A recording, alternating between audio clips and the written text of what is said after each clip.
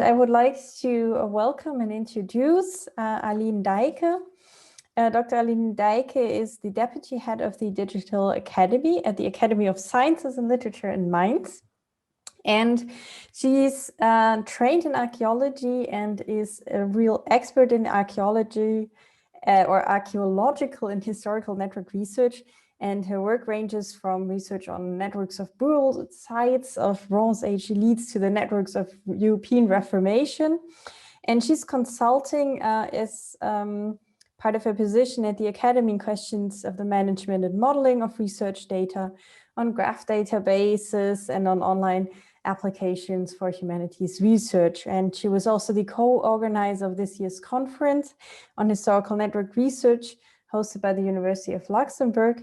And I think she's thus highly qualified to give us an insight into the general state of the field of historical network research and the challenges that lie ahead, and has consulted in so numerous projects that I think she can give us a really wonderful overview. And so I'm very happy that you are joining us today, and I would give the floor to you. Thank you so much. Thank you very much, Henrike. Okay, am I in full screen now? Okay. Yes, it works. Yeah, thank you very much for this very kind introduction, and also for the opportunity to speak here today on the subject of Quo vadis HNR, chances and challenges of current network research in the humanities. Of course, this can only be an incomplete list from a very specific kind of perspective. Also in the humanities, because in creating this presentation, or after I created this presentation, I realized that although I will also talk about historical network research, I will also talk a lot about archaeology. And this, of course, comes from my background, and it might be a bit unusual for a keynote if the speaker starts by outlining her own career path so far. But right in the beginning, I have to make a confession. I have next to no knowledge of Chinese studies. And I was able to listen to some of your presentations over the course of the conference. And in these presentations, I, of course, learned very many interesting new things about Chinese history. But at the same time, I readily admit that at times I had no idea what you were talking about, especially when you were talking Chinese. So for you to be able to better understand my perspective on this keynote, on the topics that I will be focusing on, a little bit of background on my personal odyssey, so to speak, through the waters of humanities research so far. And some of this Henrike has already said. As she said, I started in archaeology as a traditional archaeologist, and specifically as a prehistorian. So in my early work, for example, in my master thesis, I dealt mainly with objects, and for example, finds like this. This is a selection of grave goods from a burial in the cemetery of Künzing, which is in Bavaria in Germany. But after my master's, I started at the Academy in Mainz and switched to the field of digital humanities. And the work at the Academy introduced me to many different and varied topics, sources, and research interests, which is due to the nature of the Academies of Sciences and Humanities in Germany, of which there are 8, and one of them is in Mainz. The academies are carriers of a research founding program, the Academies program, which is dedicated to the study, preservation, and communication of global cultural heritage. And one specificity of this program is the duration of the projects, because to a project that has been granted by the Academy's program has to last at least 12 years and can last up to 25 years. So obviously, this creates very unique challenges for research data management and other topics.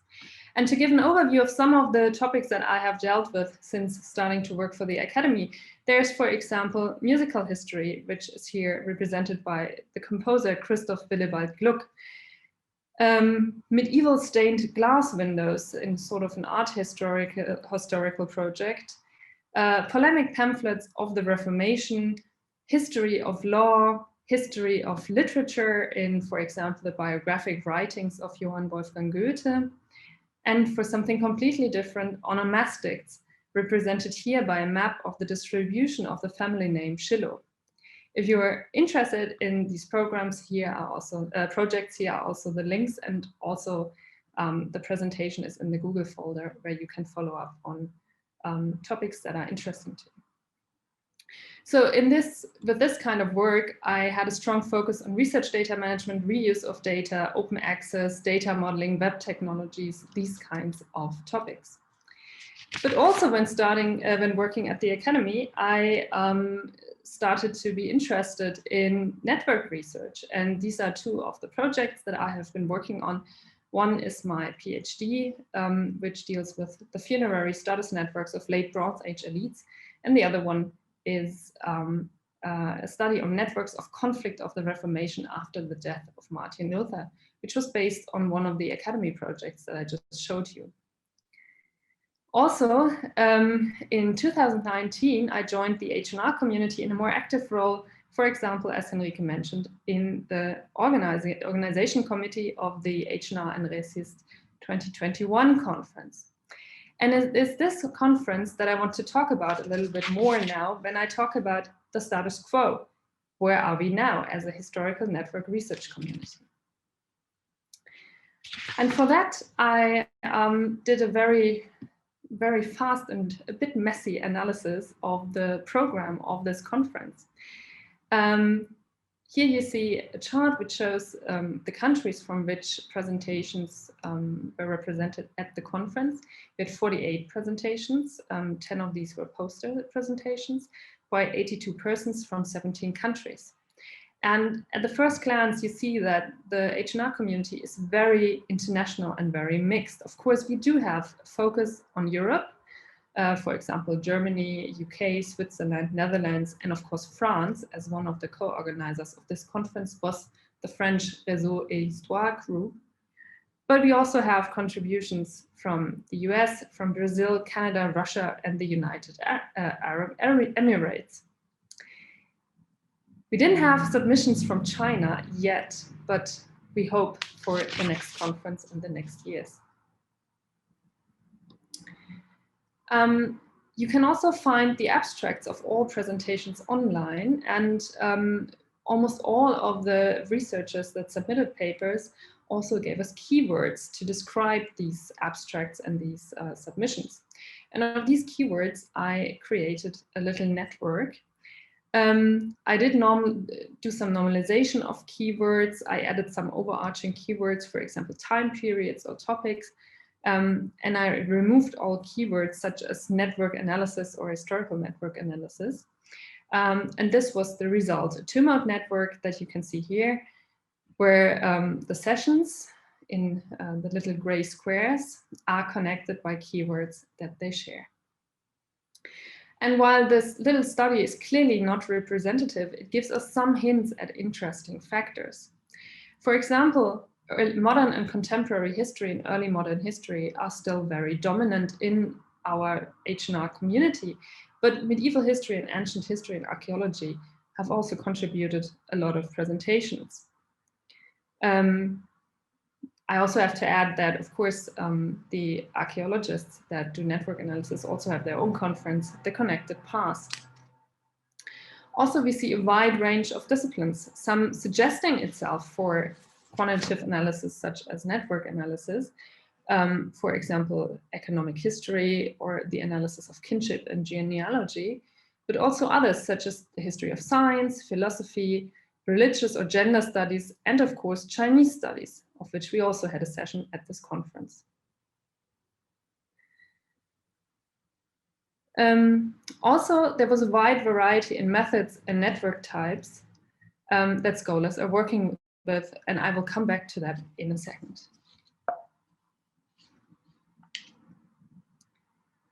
Here you see one more projection of the network that we just saw, of the bimodal network. And here you can see how tightly interconnected these keywords and the topics, disciplines, and methods they represent are.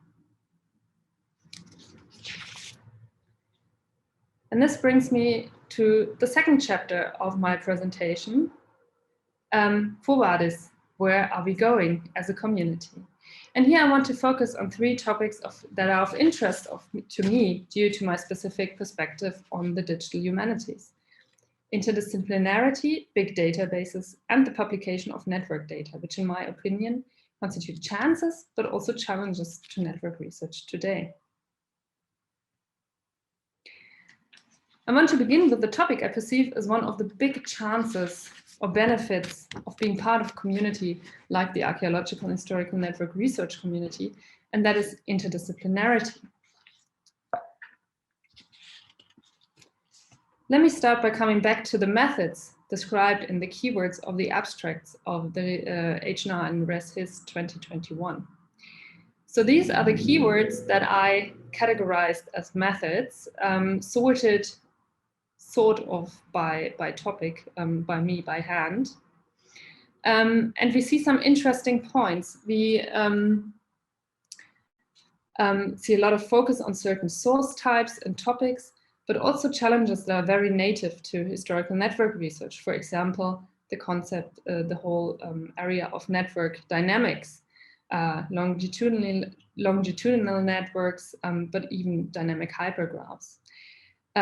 We see modeling and geospatial networks, which are very connected to archaeological networks, but which are also being used in historical networks more and more.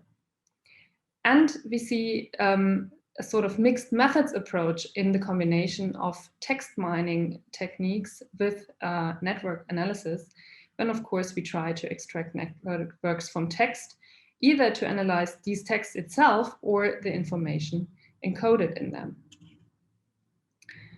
Interesting to me is also that ego networks also took or there was also a great interest in ego networks, in a way which in a way are more qualitative and can maybe be seen as a hint at a bridge between very quantitative studies and the more qualitative world of traditional historical sciences. Also, and this is unfortunately not in these keywords, there was a whole range of keywords related to software. So more and more we have an occupation with and a recognition of the effects the use of certain software can have on a study, but also we're working on bridging the gap between historians and network scientists in creating more accessible and usable software tools. So this rough overview actually shows 2 things. On the one hand, it shows a professionalization of the field, where we branch out in very different methods, measures, and approaches to network research. But it also shows one sort of interdisciplinarity that has proven very fruitful in the past, and that is the collaboration between network data or computer scientists and humanities scholars. At the same time, another kind of interdisciplinarity concerns the collaboration between different disciplines of the humanities. This is shown here in this word cloud on the example of the research on elites, chosen because of my own research interest in elites, and also because in this work I was able to draw on this variety of studies from a variety of disciplines and topics, which is shown here. So this is a word cloud that I created from the titles of entries in the HNR and the archaeological networks bibliographies that contained the keyword elite or prestige goods. And we can see that it's very diverse. We have very diverse geographical focuses, mostly Europe, of course, but also the Near East, or Japan is somewhere in there. We have different types of subdisciplines of historical research, and we have different topics which are of interest to these researchers. For example, keywords like transformation, structure, power, marriage, connection, colonial history, so a very, very colorful picture. I'm very sure that there are some contributions missing from Chinese studies, and so I would encourage you all to add your publications to the HNR bibliography if you haven't done so. I will come back to that at the end of my talk.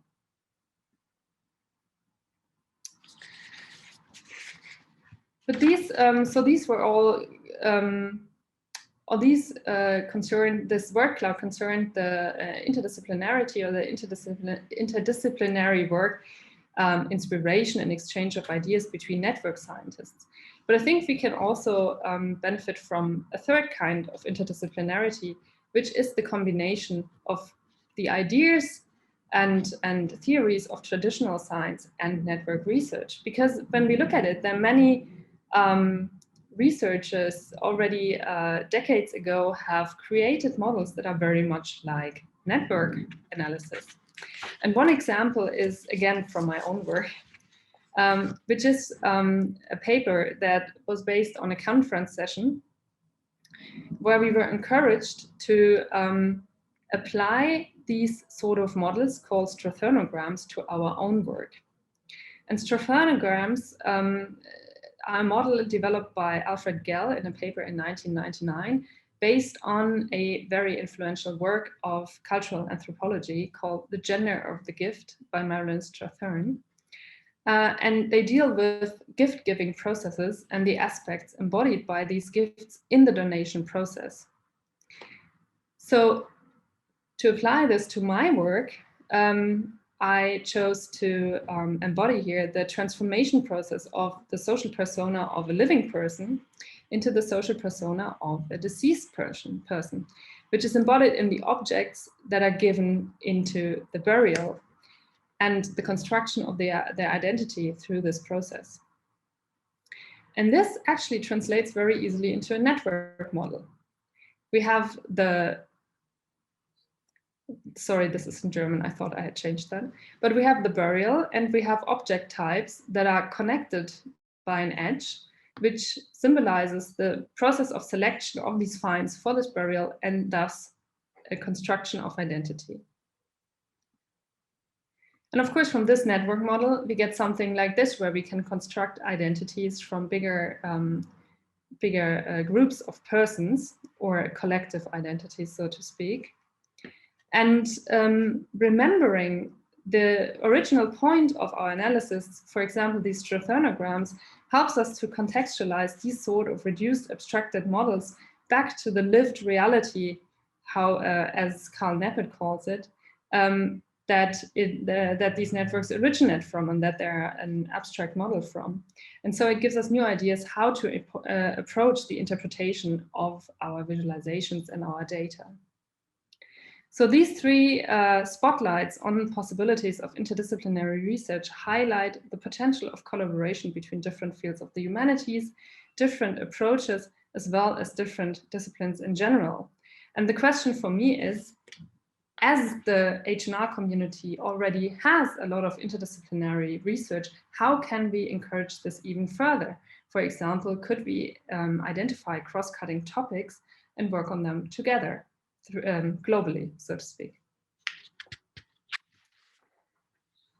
The next topic I want to talk about is sort of a chance, but also a challenge. And it is big data and networks. I have put the term big data in quotation marks because, of course, there is a lively discussion if big data even exists in the digital humanities, because, of course, our data are not as numerous as, for example, the Facebook graph or something like that. But here I want to refer to the definition by Victor Meyer-Schönberger and Kenneth Kukier, who focus on big data as the things one can do at a large scale that cannot be done at a smaller one. So we're talking about data sets where it's not possible anymore for an individual to verify all individual data points, and research that focuses not on individual nodes, edges or attributes, but on the big picture of structural properties and patterns in a network. And obviously the big data and the increase in the amount and quality of data that is available online for reuse is a big chance for network research. And I think the Chinese community, Chinese studies community, is very fortunate to have databases such as the Chinese biographical database, for example. But it also gives us or presents us with a lot of challenges.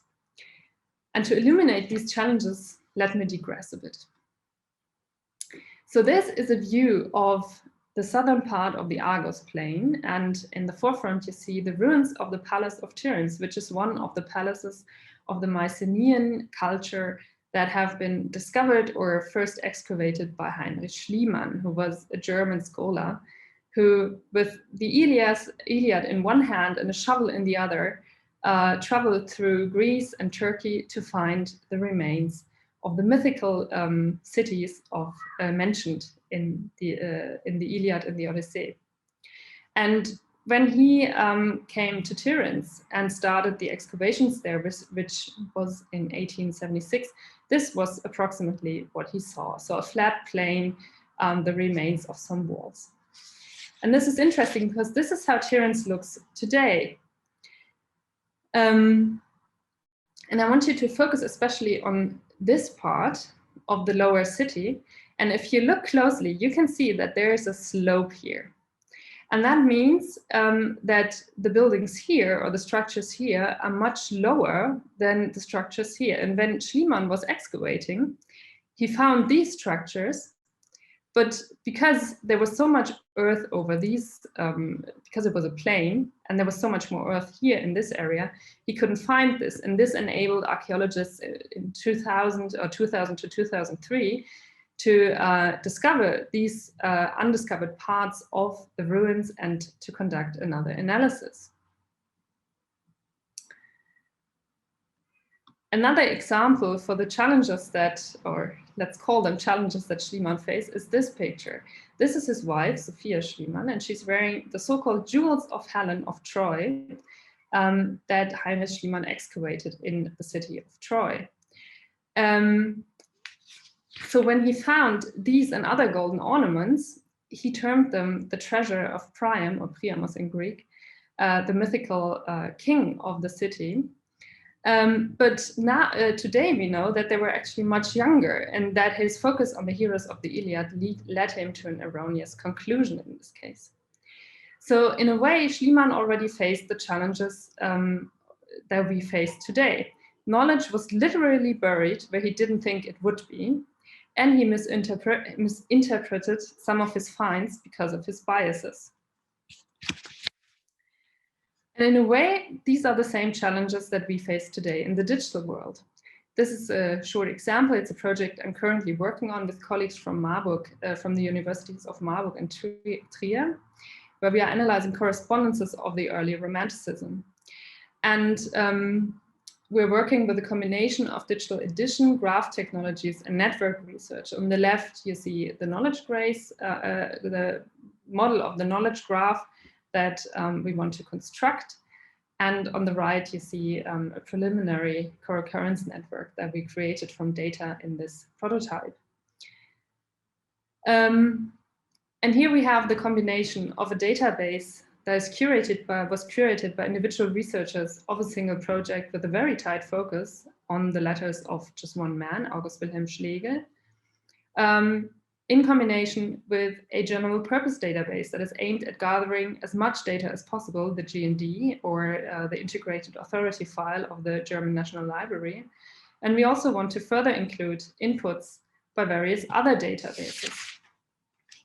So similar to Schliemann, we have the problem that knowledge might be buried in databases where we might not find it due to circumstances or something you could call negative serendipity, because maybe these databases are just not brought to our attention, or because data is buried so deep that we can't find it in an automatic or semi-automated manner.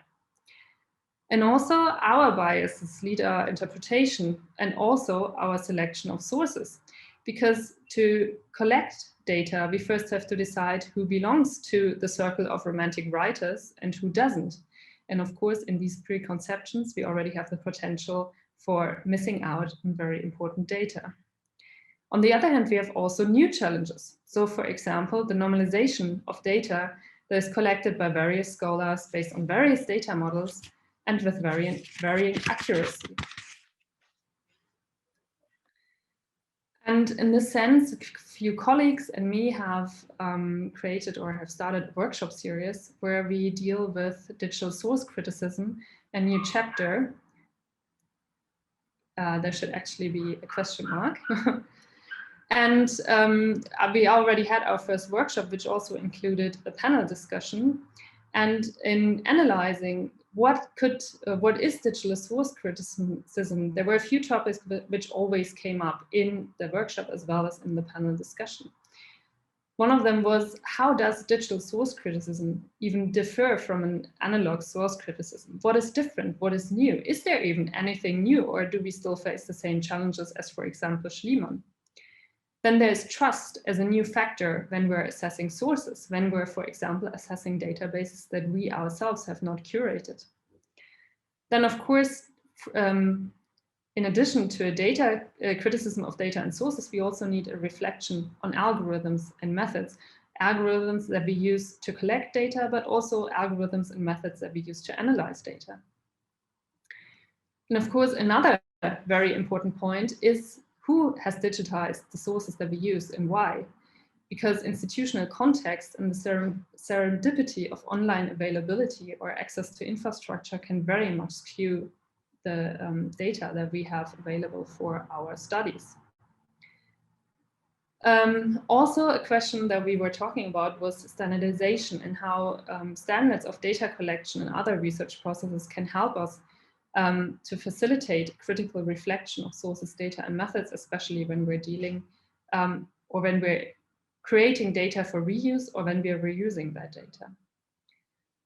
Lastly, relevant to our interests as HNR community, of course, we can use network research as a tool for exploring the robustness of our data sets, for finding gaps and evaluating them in our data sets.